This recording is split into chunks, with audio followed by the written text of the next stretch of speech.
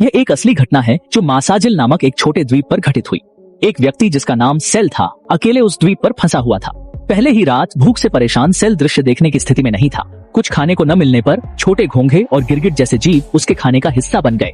Cell को इन जीवों के कारण एक अलग तरह के बारबेक्यू का स्वाद मिला, यहाँ तक कि ये उच्च प्रोटीन वाले कीड़े भी उसका जरूरी हिस्सा बन गए। समझदार डॉग बडी ने भी कम से कम खाने और सीमित संसाधनों को बचाने की कोशिश की। सुबह होते होते सेल ने चट्टानों के पास रुके दुर्घटनाग्रस्त जहाज को देखा। उसने निर्णय लिया कि वह तैरकर जहाज तक जाएगा और कुछ उपयोगी चीजें ढूंढेगा।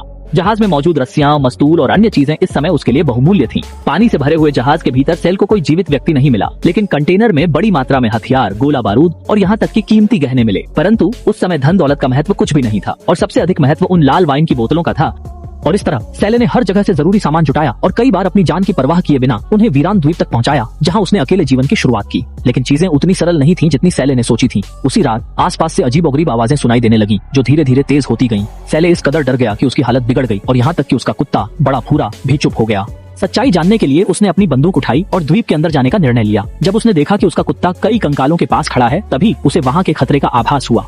उसने जगह का निरीक्षण कर अंदाजा लगाया, ये लोग सामान्य तरीके से नहीं मरे थे। शायद इस द्वीप पर कोई जंगली जानवर था। यह सोचकर सेले बहुत डर गया और जल्दी से अपने कुत्ते के साथ वहाँ से भाग गया। खुद को सुरक्षित रखने के लिए वह लगातार हर दिन पेड़ काटता रहा और रुकने की हिम्मत नहीं करता।